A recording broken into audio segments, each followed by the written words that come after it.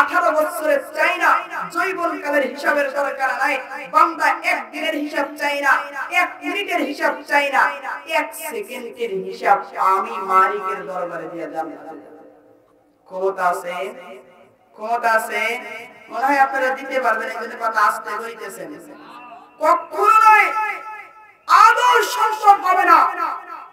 সরকার বলেন, প্রেসিডেন্ট বলেন, এমপি বলেন, মন্ত্রী বলেন, জজ বলেন, এসপি বলেন, এনএসআই বলেন, ডিসি বলেন, কারো বাবার ক্ষমতা নাই 1 সেকেন্ডের হিসাব মালিকের দরবারে দিয়ে জান্নাতে যাবে।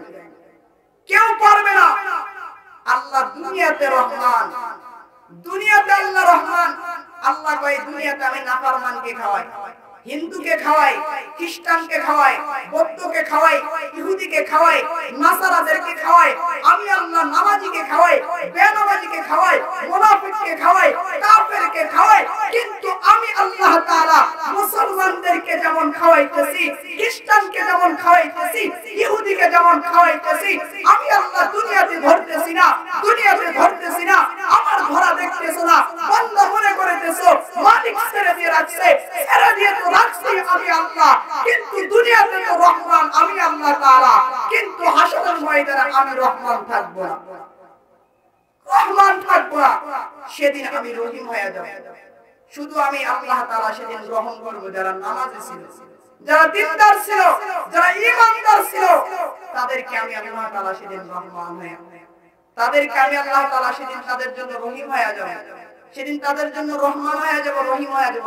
দুনিয়াতে আল্লাহ শুধু রহমান, দুনিয়াতে আল্লাহ তাআলা সবাইকে খাওয়ায়।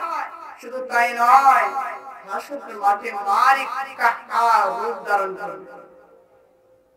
দুনিয়াতে যিনি বিচার করেন, বিচারের সিংহাসনে যিনি বসে যায়, তার কি দিলের ভিতরে তখন কোনো মায়া থাকে? বলেন থাকে?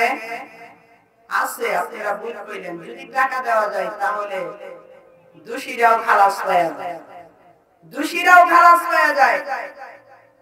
এটা তো শুধু সুপ্রিম কোর্ট আর হাই কোর্ট নয়, এলাকার কিন্তু বিচার সালিসের ভিতরে অপরাধী জন্য আছে। অপরাধ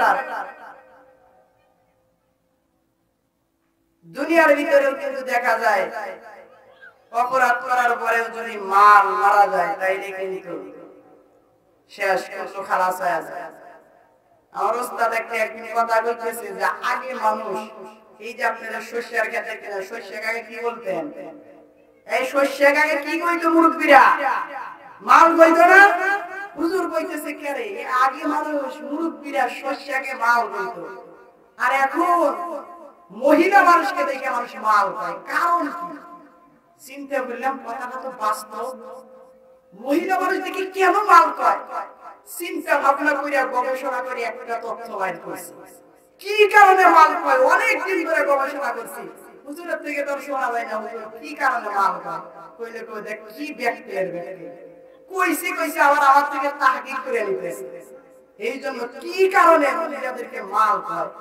শস্যের কইতো আগে মাল, এখন শস্যই হয়ে গেছে। শস্য দেখতেছে সে আর মালে পরিণত হইতে চায় না। যে মাল শব্দটা এমন খারাপ, মস্ত দিয়ে নারী হেঁটে যায়, যুবকরা পিছন থেকে তাকায় তাকায় হায় রে মাল বসে রে। কেন তোমরা মায়ের জাত, মায়ের হয়ে গেল মায়ের জাত? তোমরা তো নারীর জাত। তোমাদের ধন্য পেটটা এত ধন্য, তোমাদের পেটে আসছেন নবী, তোমাদের পেটে আসছেন ওলি, তোমাদের পেটে আসছেন কোরআনের হাফেজ, তোমাদের পেটে আসছেন মুফতি আমিনী, তোমাদের পেটে আসছেন শাইখুল হাদিস আল্লামা আব্দুল হক, তোমাদের পেটে আসছেন বিশ্বের তাফসীর করা আল্লামা দেলোয়ার হোসেন সাইদির মতন সন্তান। কথা ঠিক কিনা? কিন্তু তোমরা রাস্তায় এমন ভাবে চলো, তোমাদের দিকে তাকাইলে শয়তান তোমার নবীকে ফিরাইয়া তাকায়, শয়তান তোমার দিকে তাকায়, কিন্তু ওই দিকেও যাও না।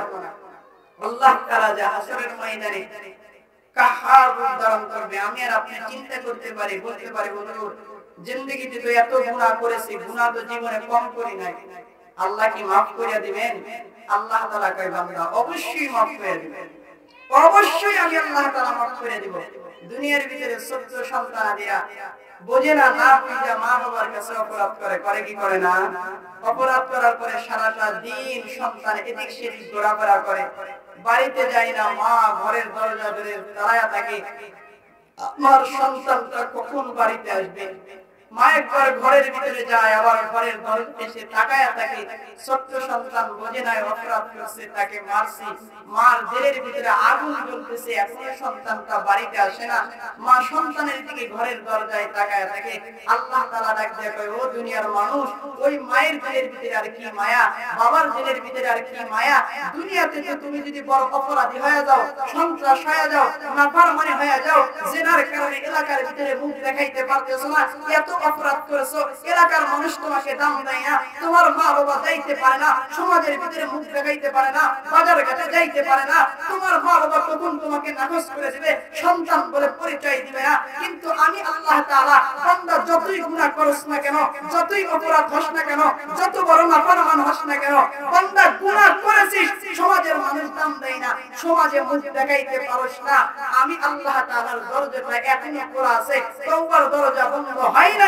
বান্দা তওবা কর, ওয়ারকাউ ওয়াসজুদু ওয়া'বুদু, আমি রবের পায়ে কুদরতি পায়ে সিজদা দে, রুকু কর এবং চোখের পানি ছাইরা আমি মালিকের কাছে মাপ চা। তোরা তো আমার আখিরি নবীর উম্মত, শ্রেষ্ঠ নবীর শ্রেষ্ঠ উম্মত, তোদের দামটা আমার দরবারে কত বেশি বান্দা জানাস না। বনি ইসরাইলের উম্মতদের দাম আর তোদের দাম, বনি ইসরাইলের 70 জন উম্মত, আখিরি নবীর একজন উম্মত, তার দামটা আমি মালিকের দরবারে বেশি। তারা যদি গুনাহ আর নাফরমানি করার কারণে মাপ পাওয়া যায়, তোরা তো আমার আখিরি নবীর উম্মত, আমার বন্ধুর উম্মত, আমার বন্ধুর চোখের পানি আমি মালিক দেখতে পারি না, আমার বন্ধু তোদের চোখের পানি দেখতে পারে না। বান্দা তোদের জন্য জাহান্নাম বানাই নাই, তোদের জন্য জান্নাত বানাইছি, তোদেরকে আমি জাহান্নামে দিব না। লা তাখনাতু মির রাহমাতিল্লাহ, আমি মালিকের রহমত থেকে নিরাশ হও না, আমি মালিকের রহমত থেকে দূরে সরে যাও না। বান্দা তোমাদেরকে আমি আল্লাহ তাআলা maaf করে দেব, maaf করে দেব। বনি ইসরাইলের উম্মতদেরকে যদি maaf করে দেই, তোরা তো আখিরি নবীর উম্মত, আখিরি নবীর উম্মতের দাম এত বেশি। পয়গম্বর মুসা আলাইহিস সালাতু ওয়াস সালাম আল্লাহকে একদিন ডাকতে বলতেছেন, আল্লাহ আপনার একজন নাফরমান বান্দাকে আমি দেখতে চাই। আল্লাহ তাআলা ডাক দিয়ে কয়, মুসা আমার নাফরমান বান্দারে দেখবা? ডাক দিয়ে কয়, হ্যাঁ আল্লাহ আপনার নাফরমান বান্দারে দেখতে চাই। আপনার কোন বান্দা নাফরমানি কইরা গুনাহ কইরা জাহান্নামে চলে যাবে, ওই বান্দাটারে দেখতে চাই। আল্লাহ তাআলা ডাক দিয়ে কয়, মুসা তুমি যখন আমার সাথে তুর পাহাড়ে সাক্ষাৎ করার জন্য আসবা, দেখতে পারবা রাস্তার ভিতরে একজন বান্দা নাফরমান গুনাহগার জাহান্নামী, যার সাথে তোমার সর্বপ্রথম সাক্ষাৎ হয়ে যাবে সেই আমার নাফরমান বান্দা, গুনাহগার বান্দা, জাহান্নামী বান্দা। আমি আল্লাহ তাআলা তাকে জাহান্নামে দিয়ে দেব। হযরতে মুসা আলাইহিস সালাতু ওয়াস সালাম বাড়ি থেকে বের হয়ে তুর পর্বতে যাইতেছেন। আল্লাহর পয়গম্বর মুসার ভিতরে দেখেন, আল্লাহর পয়গম্বর মুসা আলাইহিস সালাতু ওয়াস সালাম দেখেন রাস্তার ভিতরে একজন বান্দা দাঁড়ায় আছে। পয়গম্বর মুসা আলাইহিস সালাতু ওয়াস সালাম তার সাথে কথা বললেন না। আল্লাহ তাআলা তো বলেছে, মুসা যার সঙ্গে সর্বপ্রথম তোমার দেখা হবে তুর পর্বতে যাওয়ার সময়, ওটাই হবে জাহান্নামী, ওটাই হবে নাফরমান বান্দা, ওটাকেই আমি আল্লাহ তাআলা জাহান্নামে দিয়ে দেব। মুসা আলাইহিস সালাতু ওয়াস সালাম আর কোনো কথা বলেন নাই, তুর পর্বতে চলে গেছেন। আসতেছেন, আসার পর্বে আল্লাহ তাআলাকে ডাক দেখায়, আল্লাহ সকালবেলা দেখলাম নাফরমান বান্দাটারে, জাহান্নামী বান্দাটারে, মালিক এখন তোমার কাছে একটা আবদার। পয়গম্বর মুসা আলাইহিস সালাতু ওয়াস সালাম আবদার করতেছেন, আল্লাহ সকালবেলা জাহান্নামী দেখছি, এখন একটা জান্নাতি ব্যক্তিকে দেখতে চাই, জান্নাতি ব্যক্তিকে দেখতে চাই। আল্লাহ তাআলা ডাক দেখায়, মুসা সকালবেলা দেখলেন জাহান্নামীরে, এখন জান্নাতি ব্যক্তিকে দেখবা? কয় আল্লাহ দেখতে চাই। আল্লাহ তাআলা ডাক দেখায়, যাও মুসা, যেই রাস্তা দিয়ে আইছো ওই রাস্তা দিয়ে যাইবা, যেই জায়গার ভিতরে সকালবেলা জাহান্নামী ব্যক্তিটারে দেখেছিলা, ওই জায়গার ভিতরে এখন জান্নাতি ব্যক্তিটারে দেখতে পাইবে। পয়গম্বর মুসা আলাইহিস সালাতু ওয়াস সালাম আসতেছেন। আল্লাহর পয়গম্বর মুসা তুর পর্বত থেকে মালিকের সাথে কথাবার্তা শেষ কইরা তার বাড়ির দিকে রওনা দিয়েছেন। আল্লাহর পয়গম্বর মুসা আলাইহিস সালাতু ওয়াস সালাম সকালবেলা যেই জায়গার ভিতরে জাহান্নামী ব্যক্তিটারে দেখছিলেন, আল্লাহর পয়গম্বর মুসা ওই ব্যক্তির সাথে কথা বলেন নাই, তার দিকে ফিরা তাকায়ও নাই। আল্লাহর পয়গম্বর মুসা আলাইহিস সালাতু ওয়াস সালাম সকালবেলা যেই লোকটারে যে জায়গার ভিতরে দাঁড়ানো দেখছিলেন, পয়গম্বর মুসা আলাইহিস সালাতু ওয়াস সালাম বিকালবেলা ওই লোকটারে দেখতেছেন। দেখার পরে পয়গম্বর মুসা বড় আশ্চর্য হয়ে গেছে, সালাম বিনিময় করছে, মালিককে ডাকতে কইতেছেন, আল্লাহ সকালবেলা তো এই লোকটারে জাহান্নামী মহিলা ঘোষণা করেছিলেন, এখন আবার এই লোকটারে আপনি জান্নাতি ঘোষণা করতেছেন, কারণটা কি আমি শুনতে চাই। আল্লাহ তাআলা ডাকতে কয়, মুসা আপনি তো আমার একজন পয়গম্বর, আপনি তো গুনাহ করেন না, আপনি তো নাফরমানি করেন না, কিন্তু আমার বান্দাগুলো গুনাহ করে, গুনাহ করার পরে তাদের দিলের ভিতরে আবার জাহান্নামের ভয় ঢুকে যায়।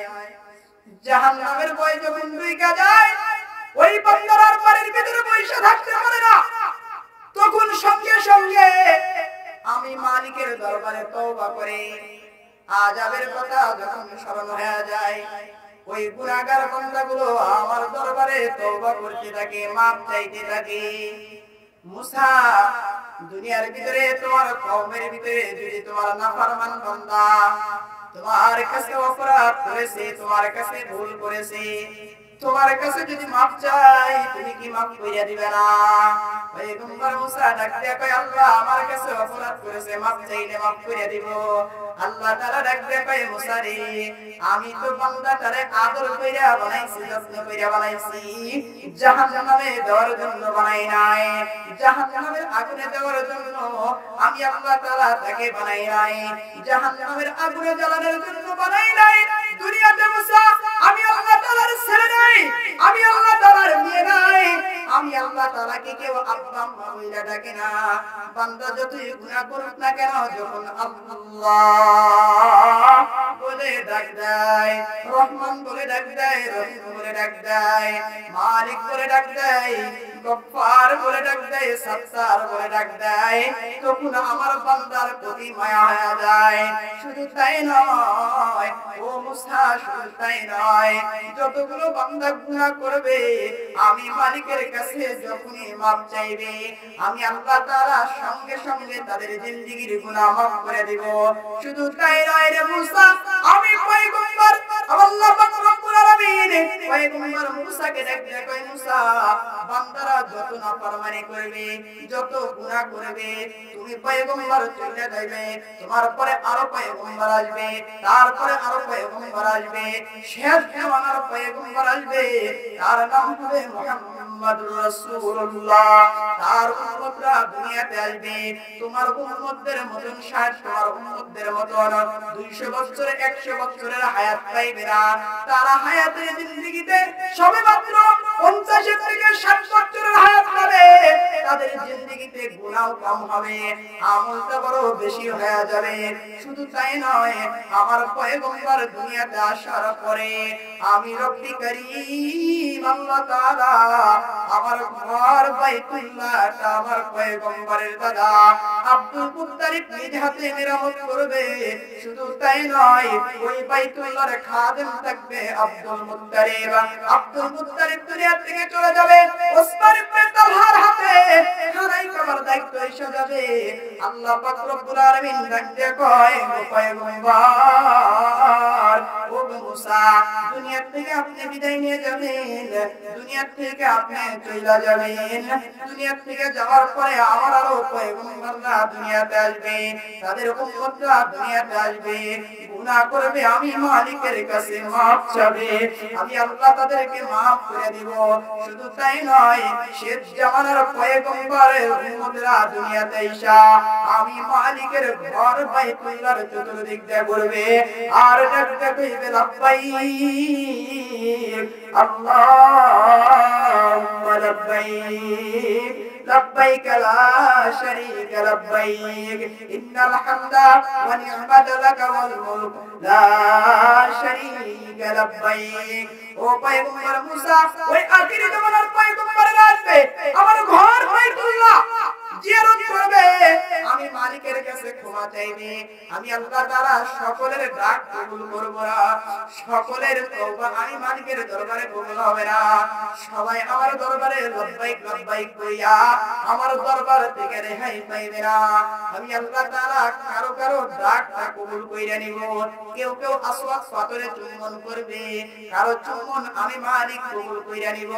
কেউ চুম্বন করবে তার জিন্দেগীর গুনাহ মাফ হয়ে যাবে, আবার কেউ চুম্বন করবে তার জিন্দেগীতে আরো গুনাহ হয়ে যাবে, আরো গুনাহ হয়ে যাবে।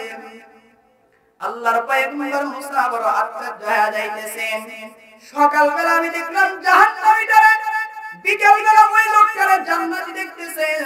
পয়গম্বর মুসাকে আল্লাহ তাআলা শুধু শোনাইতেছেন। পয়গম্বর মুসা আলাইহিস সালাতু ওয়াস সালামকে আল্লাহ পাক রব্বুল আলামিন এমন ভাবে শোনাইতেছেন, আল্লাহ তাআলা ডাক দিয়ে কয়, মুসা এই লোকটা সকালবেলা জাহান্নামী ছিল, বিকেলবেলা কেন জান্নাতি হয়ে গেল রে মুসা, তুমি কি জানো? বিকেলবেলা কোন কারণে জাহান্নামী বান্দা, যে সকালবেলা জাহান্নামী বান্দা বিকেলবেলা কোন কারণে জান্নাতি হয়ে গেল রে মুসা? শুনলে বড় আশ্চর্য হয়ে যাইবা, শুনলে বড় আশ্চর্য হয়ে যাইবা। আল্লাহর পয়গম্বর মুসা ডাক দিয়ে কয়, আল্লাহ আমি শুনতে চাই কোন কারণে আপনার জাহান্নামী বান্দা বিকেলবেলা জান্নাতি হয়ে গেল? আমি আর আপনি সকালে গুনাহ করেছি, বিকেলবেলা জান্নাতি হইতে পারে কি পারে না? কথা কম লাগে, পারে কি পারে না?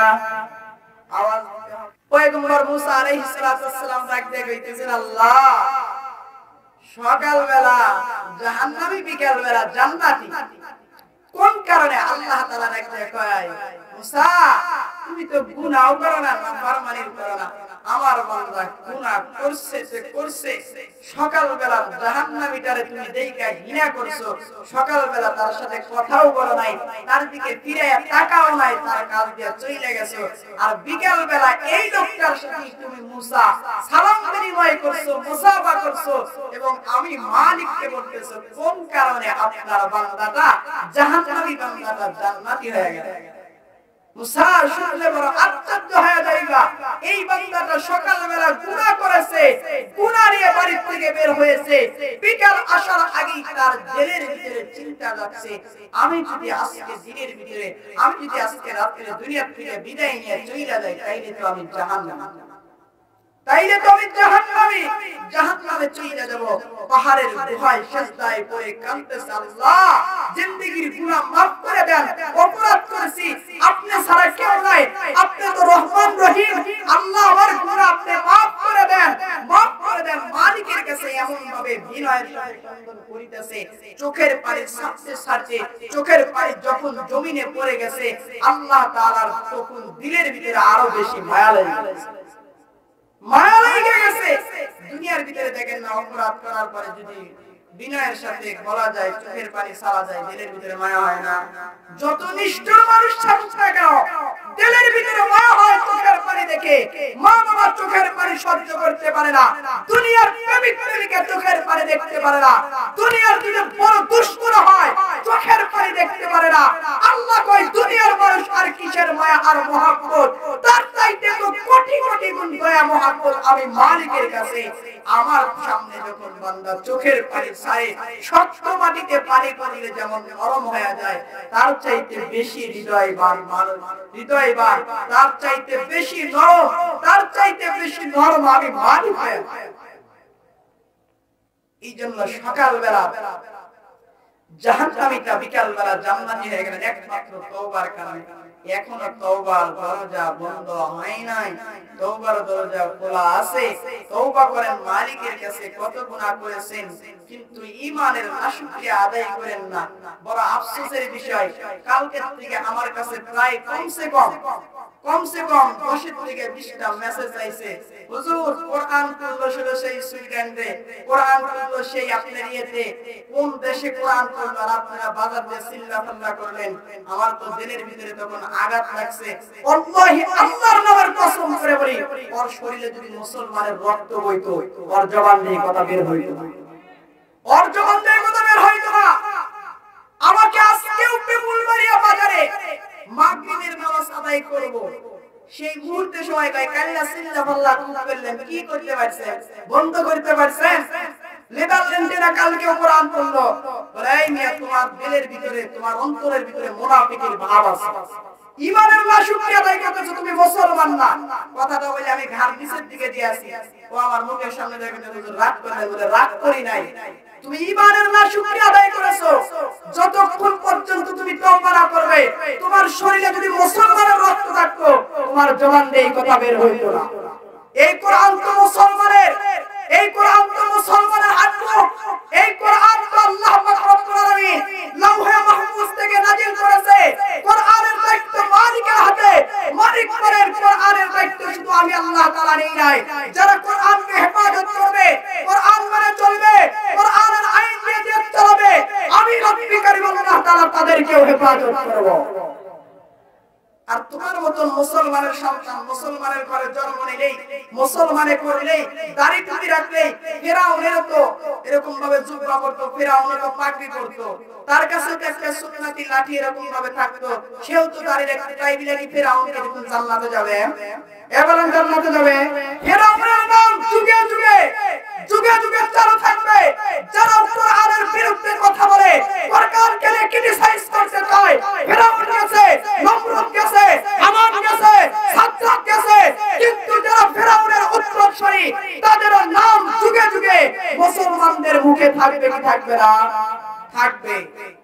এই জন্য বলতে চাই, আমি ওই দিন বাজারে সমাবেশে বলছি যে আবার ডাক আসতে পারে, আবার যদি আপনাদের ডাক দিই ময়দানে আপনারা যাইতে রাজি আছেন তো ইনশাআল্লাহ অসিরি আবার ডাক আসবে, অসিরি আবার ডাক দিব। কোরআনের অপমান করতেছে, যতদিন এই জমিনে জীবিত থাকবো, শরীরে যতদিন রক্ত থাকবে, হতে পারে আল্লাহ পাক রব্বুল আলামিন এখানকার চরগান, যেমন হযরত ওমরের ফারুকের জামানায় খলিফাতুল মুসলিমিন হযরত ওমর মসজিদ থেকে বলেছিলেন, হযরত ওমর যখন মসজিদ থেকে বলেছিলেন সারিয়াতুল জাবাল, জাবালের পাহাড় পর্যন্ত আওয়াজ আল্লাহ তাআলা যেমন মসজিদ থেকে যে পৌঁছায় দিয়েছিল, আমাদের আওয়াজটা মালিক ও কুদরতি ভাবে নাস্তিকদের জমিনে গিয়ে ধ্বংস করে দিতে পারে। কথা ঠিক কি না? এটা মালিক পারে কি পারে না? পারে। এলাকার সন্তান, আমি কসম দিয়ে বলছিলাম এখানে উঠা, আমি একটা সত্য কথাও বলবো না, কিন্তু আমার দিলের ভিতরে মাগরিবের সময় আমি পরিবর্তন হয়ে গেছি, মাগরিবের সময় পরিবর্তন হয়ে গেছি। আমি মানুষটা এমনিতেই ছোট, কিন্তু কই না কাঁচা মরিচের ঝাল প্রত্যেকটারই আছে, কিন্তু ভিন্ডি মরিচের ঝাল বলে আরো বেশি। এতদিন মুরব্বি মানছি, কিন্তু মুরব্বিয়াও দেখি যে তলে তলে গাছ খেলছে, যাকে মুরব্বি মানে পীর মানে সেই পীরই গাছ খেলছে থাকে। পীর তুমি ময়দানে যাবে না, আমাকে হুকুম দাও, আমি তো তোমাকে মানি, তুমি বলো, তুমি খানকায় বসে থাকো, তুমি দোয়া করো, কিন্তু তুমি পীর এখানে বলতেছ আমার সামনে ভালো, আবার আমার ক্রিটিসাইজ করে, ক্রিটিসাইজ করে, যখন আমি চলে যাই তখন আমার দুর্নাম চলে যাবে। আরে তোর এটা আমার ঘর দিয়েই চলে, তোমার ঘর দিয়ে চলে না, আল্লাহ চালায়। তোমরা দোয়া করো, দোয়া না করো বদদোয়া করতে থাকো। যদি আল্লাহ তাআলা যদি চুল ধরে উঠায়, পাও ধরে টেনে উঠে কিছু বলতে পারে।